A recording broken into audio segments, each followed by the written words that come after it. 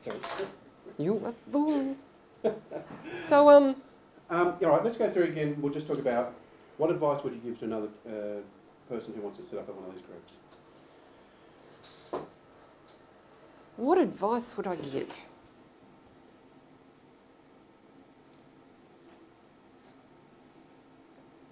To follow. Have you got some advice on this? You're talking about communities who want to establish. Sit down. Your microphone, or I just might do a microphone Yep. check. No, you can sit there. Do I have to go like that? You have to get close though, guys. They need, I think it's important to, Ooh. focus in on him. This is I really like cool. it. I like your beard both cut. you've got squares on both of you now. He's got had a beard cut. That looks great. Okay.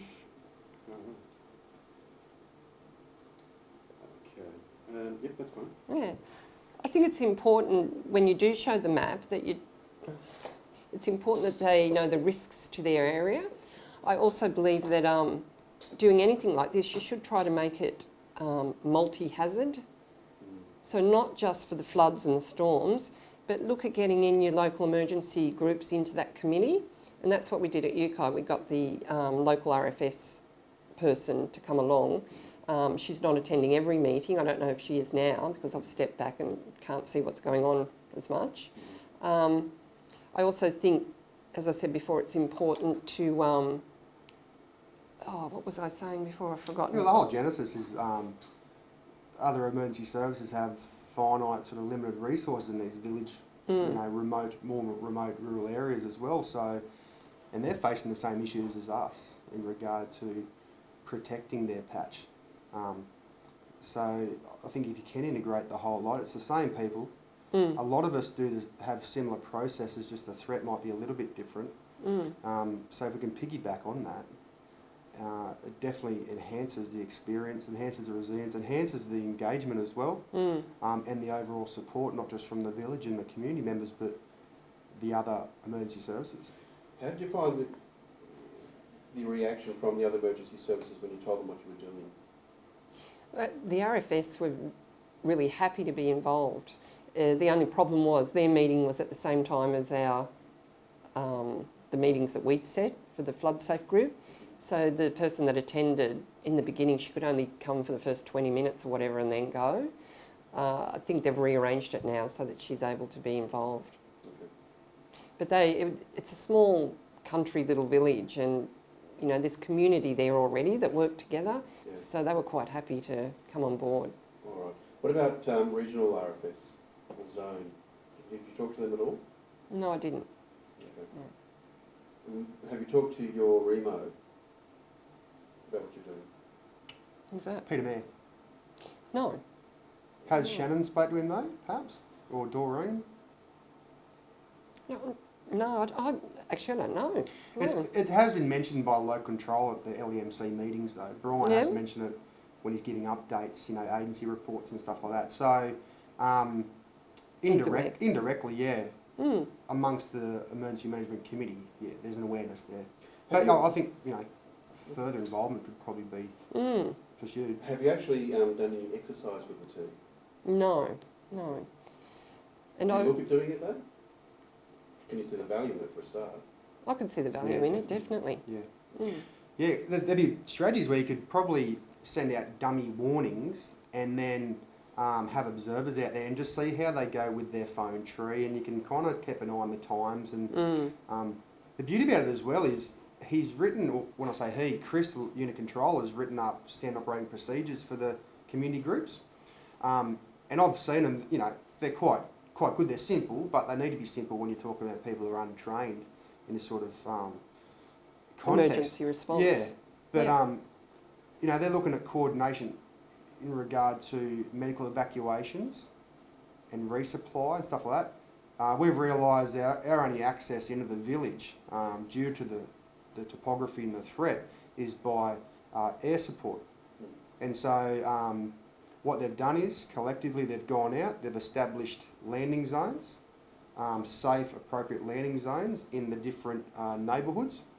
They've got the point of contact, and what they do is they're nominated to talk to all their respective community Neighbours. members in their neighbourhood, and they'll get the shopping list together. They'll ring through the request. They make sure it's all coordinated for one central pickup and one central delivery point, and then they'll distribute the goods as well. So effectively, you don't need to use fax in this instance. only if there's hardship for whatever reason. Okay. That would be it. But no, it's just going to be a direct. They'll ring up and say, we've arranged for Coles to deliver food to your unit headquarters.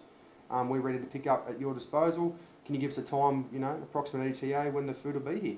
And the designated person will then receive the goods from the SES personnel or the aviation contractors, and they'll distribute it accordingly. Okay. And what that ultimately means is if we've got 5 neighbourhoods and say 5 coordinated drops, that's excellent.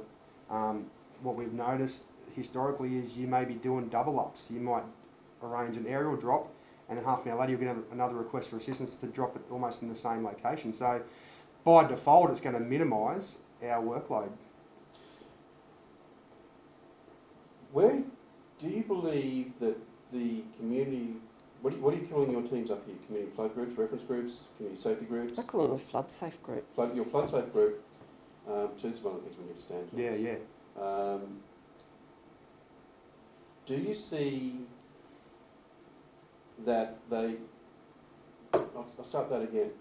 You mentioned at the beginning it was an all hazards approach that we could take with these groups because of it's open to be done like that. If that's the case, where do you think is the proper place for these plans to reside? Well, I think contribution from the LEMC level would probably assist and integrate that into all the sub-plans perhaps, the sub-plans to the M plans. I think whoever the agency is that starts the initial group up, they're the ones coordinating it from there. But I agree with you, it needs to sit in a sub-plan to the M plan or whatever. I haven't really thought about it until you asked the question, but it makes sense. Who is the common stakeholder? And I'd say probably the local council, because True. perhaps they could be take the coordination lead, perhaps. Have you seen the new M plan templates? No. Have you seen the consequence management sheets? No. The new consequence management sheets Are they one of the annexes or something, are they? What are they? Are they one of the annexes? No. The M plan's been basically boned, as you constantly know, and it's going to a consequence management sheet, which is another name for a flood action card. Oh, I've seen the SES ones, if that's what you're... No. Well, I've seen the SES ones. They're probably emulating the same thing. No, they're better in some ways. I didn't say that. They actually nominate the triggers and they nominate Consequence. but they actually go down to the infrastructure level. Yeah. Okay, so because an M plan is dealing with the wider community consequences, they deal with things like a bridge. So they'll have a flood for consequence of bridge on fire, bridge traffic accident, Yeah. all that kind of stuff, and it's very, very simplified. Do you think that kind of approach would be good, though, for documenting in a standardised format, what we're trying to do here with how the trigger for SES, trigger for regional, trigger for unit, trigger for group? Yeah, that'd foster an all hazards approach. Most definitely, yeah. Okay. As I was saying, perhaps the best spot would be in the council M plan, perhaps. So do you reckon The one reference point. do you reckon it's something that we should probably workshop as an agency, our bit of it and how we actually come, because this is so embryonic. There's 3 of these things. You, me, Steve. Steve Hart. That's it. Okay? And so we've all got, we're singing the same song, but in a different key. Yeah, that's it. And all we need to do is standardise these things now. And I just think, from my personal point of view, is that these M plan templates, because they're locked in stone already, we should be probably mirroring them. And even though old mate has got his SOPs, we probably need to take from the SOP format and even simplify it even further into these consequence management sheets, because they're dead set simple. Yeah. It takes sentences into one. It is flooded. Yeah, You do this, you do that, you do this. You have to show. Can you get it up? No. I can show you similar things on the IMT toolbox. Probably. There's some Actually, I probably can, because I can go through here. That's not my laptop, it's my wife's. My laptop was rebuilt yesterday. I kind of think this killed it. Meltdown. It did. Yeah. 3 times, and all of a sudden the motherboard failed. Yeah. So, The motherboard. what else do you know about it though? I mean, we can do the soft and fluffy stuff, Yeah. but seriously, I mean, to Well, what me- we're talking about before, it's, you know, it's these sort of community groups and these sort of establishments are the heart of resilience, because one, it's educating them in knowing their threat. The whole idea is for them to know the threat, know the risk, and make an educated decision at the time, you know, when it's required. And then by doing that, it minimises the effect of the threat, because it's been mitigated somehow. They've removed themselves from the impact area or something, and then it also reduces and, fingers crossed, eliminates the recovery process. Tell me a little bit about how you got them to sign up as SES extended members. Chris talked to them about the benefits of being a part of the SES, especially because they were talking about, well, we'll go out, you know, in the storm or the flood or whatever and look at the rain, the river gauges. And we were concerned about, well, what if they slip over or something awful happens? So he said, you know, you'd be covered by insurance if you're part of the SES, and there's also other benefits because you'll learn first aid and you'll have SES members in your own town if we get you trained. And they all decided, well, yep, that's a great idea. Let's see who wants to be a member. So it evolved from there. What it also, so besides the added benefits of learning first aid, they went through the fundamentals process. So they obviously knew the hierarchy, legislative requirements, stuff like that. Probably gives them a bit of underpinning knowledge as to why we've approached them about establishing these groups. I think the idea is to run them through fundamentals, which they have, first aid, which they have, and I think operate communication equipment, because they're also going to be possibly manning portable radios and stuff like that.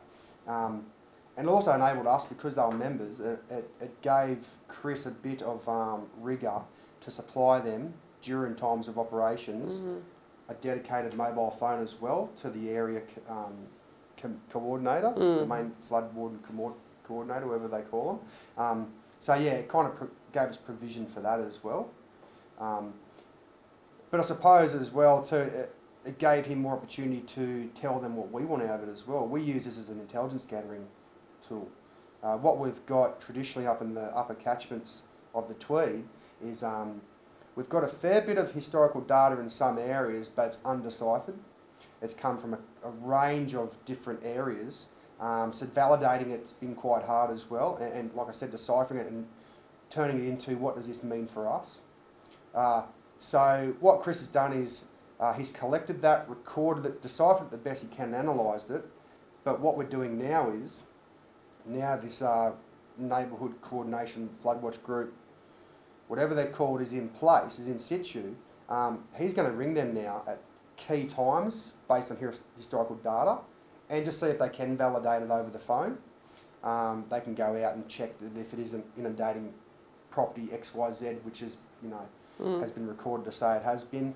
And if not, we're at least going to be able to obtain new information and new intelligence to record on our flood intelligence sheets, come back after action review process, internally with his unit and also with these villages, open it up to the after action review, improve the unit's response preparation and response processes, and also validate the intelligence and amalgamate and galvanise any further information we may have obtained during that operational event.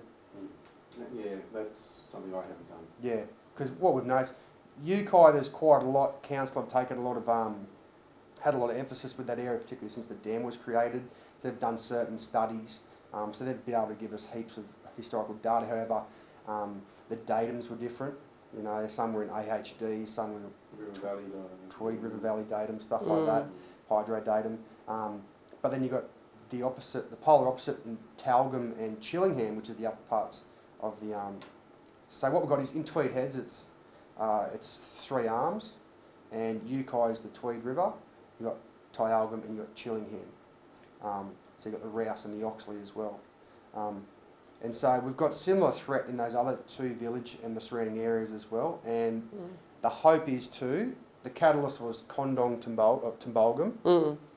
It cross-pollinated to Yukai, and the idea is to emulate that same model through yourself and Chris, emulate the same model and establish it in Tyalgum and Chillingham as well.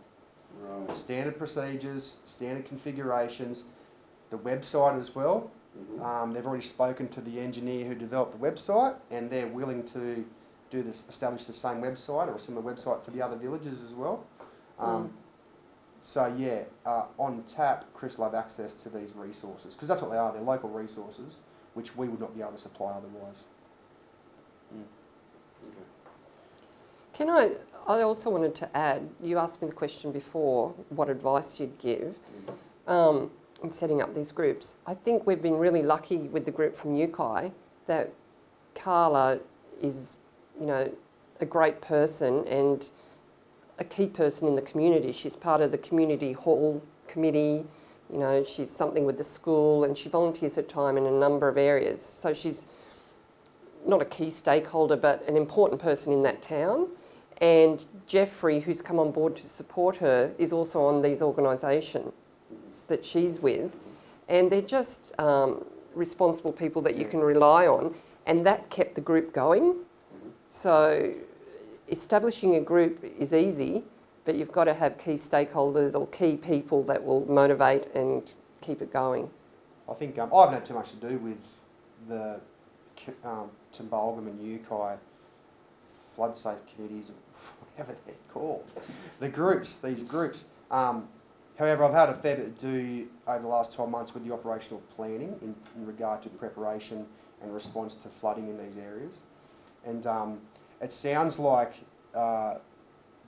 it's integral to select the right people who are the champions for these groups, because they'll be the ones who drive it and motivate the rest of the community members. I think if you haven't got local champions encouraging the local members, you'll be up against it.